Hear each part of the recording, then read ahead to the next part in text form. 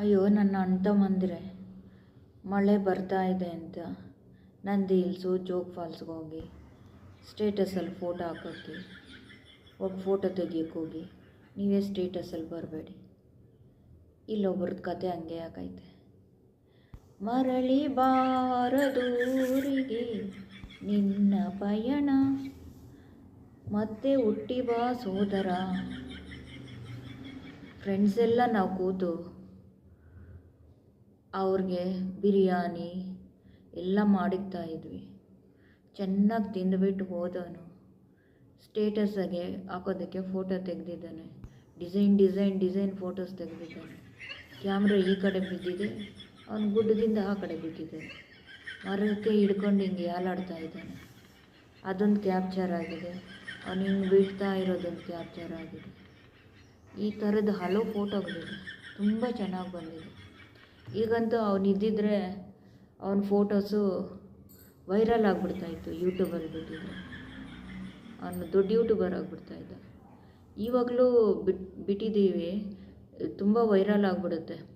Guarantee ಪಕ್ಕಾ viral ಆಗಿ ದೊಡ್ಡ ಯೂಟ್ಯೂಬರ್ ಆಗಿಬಿಡ್ತಾನೆ. ಏನು ಪ್ರಯೋಜನ? ಅವನು ಆ ಫೋಟೋಸ್ಗೆ ನಾವು ಸ್ಟೇಟಸಲ್ಲಿ ಯೂಟ್ಯೂಬಲ್ಲಿ ಬಿಟ್ಟಿದ್ದೀವಿ. ಬಿಟ್ಟಿರೋದಕ್ಕೆ ಒಂದೇ ಒಂದು ಯೂಟ್ಯೂಬಲ್ಲಿ ಬಿಟ್ಟಿರೋದಕ್ಕೆ ಲಕ್ಷಾಂತರ ಲೈಕ್ಸ್ ಬಂದುಬಿಟ್ಟಿದೆ. ಅವನ ಬಾಡಿ ನೋಡೋಕ್ಕೆ ರಾಜಕೀಯ ಇದ್ದವರು ಅವ್ರ ಫ್ಯಾಮಿಲಿ ಎಲ್ಲ ಬಂದಿದ್ದು. ಅವ್ರ ಫ್ಯಾಮಿಲಿಗೆ ಅವ್ರಿಗೆ ಒಂದಿಷ್ಟು ಹಣ ಕೊಟ್ಬಿಟ್ಟು ಅವ್ರು ಹಿಂಗೆ ತಿರ್ಗಿ ನೋಡೋಕೆ ಅಷ್ಟೊತ್ತಿಗೆ ಒಂದು ದೊಡ್ಡ ಬ್ಯಾನರ್ ಆಗಿಬಿಟ್ಟು ಅವ್ರ ಗಂಡ ಹೆಂಡ್ತಿ ಮಗು ಅವ್ರ ಕಾಲು ಕೆಳಗಡೆ ಅವರು ಆ ಸತ್ತೋಗಿರೋ ಹುಡುಗನ ಫೋಟೋ ಹಾಕ್ಬಿಟ್ಟು ಹೋಗಿದ್ದಾರೆ.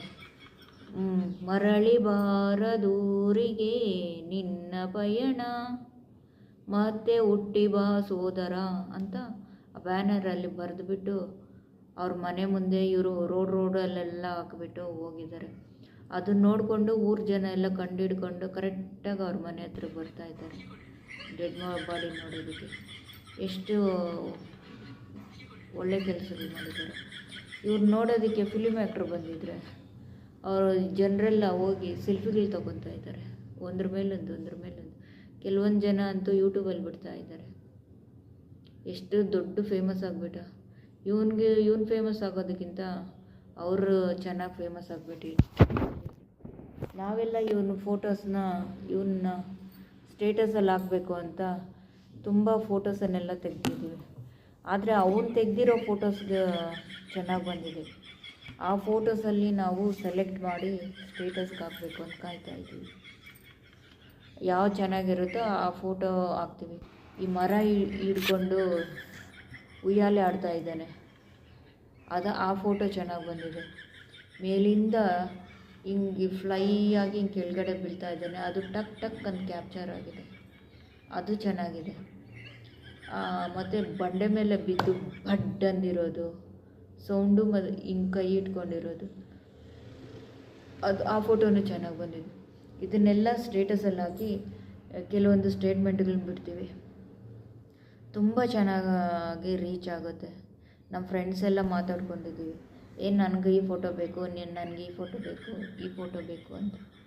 ಯಾವ ಚೆನ್ನಾಗಿದೆಯೋ ಯಾವ ಫೋಟೋ ಹಾಕ್ಕೊಂಡು ಸ್ಟೇಟಸಿಗೆ ಬಿಡ್ತೀವಿ. ನೆನ್ನೆ ಹಳೆ ಫೋಟೋ ಒಂದು ಬಿಟ್ಟಿದ್ವಿ, ಎಲ್ಲರೂ ಅವ್ರವ್ರ ಜೊತೆಯಲ್ಲಿರೋದು, ಅದು ಸಂಬಂಧಪಟ್ಟಿರೋದು. ಎಷ್ಟು ಜನ ನೋಡಿದರು ಸಾಧ್ಯ ಇಲ್ಲ. ಅದರಲ್ಲಿ ಕೆಲವೊಂದರು ಒಂದೊಂದು ಸ್ಟೇಟ್ಮೆಂಟ್ ಕೊಟ್ಟಿದ್ದಾರೆ. ನೆನ್ನೆ ತಾನೇ ನಾವಿಬ್ಬರು ಕೂತು ಬೀರ್ ಕುಡಿತಾ ಇದ್ವಲ್ಲೋ, ಇವತ್ತಿಲ್ವಲ್ಲೋ ನೀನು ಅಂತ ಒಬ್ಬರು ಸ್ಟೇಟ್ಮೆಂಟ್ ಹಾಕಿದ್ದಾರೆ. ಇನ್ನೊಬ್ಬರು ಮೋದಿ ಜೊತೆ ಕೂತು ಡಿಸ್ಕಷನ್ ಮಾಡ್ತಾ ಇದ್ದಾನೆ. ಮೋದಿ ಏನೇ ಮಾಡಿದ್ರು ಯಮರಾಜ ಅವ್ನು ಬಿಡ್ದಿರ ಹೇಳ್ಕೊಂಡು ಹೋಗ್ತಾ ಇದ್ದಾನೆ. ಮೋದಿ ಅವ್ರು ಹೇಳ್ತಾ ಇದ್ದಾರೆ, ಆ ಹುಡುಗನ ಬಿಟ್ಬಿಡು ಅಂತ. ಆದರೆ ಯಮರಾಜ ಕೇಳ್ತಾ ಇಲ್ಲ, ಹೇಳ್ಕೊಂಡು ಹೋಗ್ತಾ ಇದ್ದಾನೆ. ಆ ಥರ ಒಂದು ಫೋಟೋ ಹಾಕಿದ್ದಾರೆ. ಅವನ್ನ ನಾವೆಲ್ಲ ಹಗ್ಗ ಹಾಕಿ ಎಳ್ಕೊತಾ ಇರೋದೊಂದು ಫೋಟೋ ಹಾಕಿದ್ದೀವಿ. ಈ ಥರದ ಫೋಟೋ ಎಲ್ಲ ಒಬ್ಬೊಬ್ರು ಒಂದೊಂದು ಥರ. ಇನ್ನೊಬ್ಬರಂತೂ ಅಮೇರಿಕಾ ಪ್ರೆಸಿಡೆಂಟ್ ಜೊತೆ ನಿಂತು ಬೀರ್ ಕುಡಿತಾ ಇರೋದು, ಕಬಾಬ್ ತಿಂತಾ ಇರೋದು, ಈ ಫೋಟೋ ಹಾಕಿದ್ದಾರೆ. ಅದಕ್ಕಂತೂ ತುಂಬ ರೀಚ್ ಆಗಿದೆ, ತುಂಬ ಲೈಕ್ಸ್ ಬಂದಿದೆ, ತುಂಬ ಕಮೆಂಟ್ಸ್ ಬಂದಿದೆ, ತುಂಬ ವೈರಲ್ ಆಗಿಬಿಟ್ಟಿದೆ ಆ ವಿಡಿಯೋ ಅಂತೂ. ಸಖತ್ತು ವೈರಲ್ ಆಗಿದೆ. ಇವಾಗ ಅವನಿದ್ದಿದ್ರೆ ದೊಡ್ಡ ಯೂಟ್ಯೂಬರ್ ಆಗಿಬಿಡ್ತಾಯಿದ್ದ. ಟಿ ವಿಗಳಲ್ಲಿ, ನ್ಯೂಸ್ ಪೇಪರ್ಗಳಲ್ಲೆಲ್ಲ ಬಂದಿದ್ದಾನೆ. ಅವನು ಇದ್ದಾಗಂತೂ ಬಂದಿದ್ದರೆ ಚೆನ್ನಾಗಿರ್ತಾಯಿತ್ತು. ನಾವು ಬೆಳಿಗ್ಗೆ ಎದ್ದ ಸ್ಟೇಟಸ್ ನೋಡಿದ್ರೆ, ನಾನು ಹಾಕಿರೋ ಸ್ಟೇಟಸ್ ನೋಡಿದ್ರೆ 1,00,000 ಜನ ನೋಡಿದ್ದಾರೆ ಸ್ಟೇಟಸ್ನ. ಆ ಸ್ಟೇಟಸ್ಗಳಲ್ಲಿ ಒಬ್ಬೊಬ್ಬರು ಒಂದೊಂದು ಹೆಡ್ಡಿಂಗ್ ಹಾಕಿದ್ದಾರೆ. ಅದರಲ್ಲಿ ಕೆಲವೊಂದು ಹೆಡ್ಡಿಂಗ್ಗಳು ನೆನಪಿದೆ ಹೇಳ್ತೀನಿ. ಮುಂದಿನ ತಲೆಮಾರಿಗೆ ತುಂಬಲಾರದ ನಷ್ಟ ಅಂತ ಒಬ್ಬರು ಹಾಕಿದ್ದಾರೆ. ಇನ್ನೊಬ್ಬರು ಬಂದು ಇವರ ನಾಯಿ ಮೂಕಾರೋದನೆ. ಆ ನಾಯಿ ಸಿಕ್ಕಾಪಟ್ಟೆ ಅಳ್ತಾ ಇದೆ. ಸುಮ್ಮನೆ ಕೂತ್ಬಿಟ್ಟಿದೆ, ಊಟ ಹಾಕಿದ್ರೂ ತಿಂತಾ ಇಲ್ಲ, ಕಣ್ಣಲ್ಲಿ ನೀರು ಸೋರ್ತಾ ಇದೆ.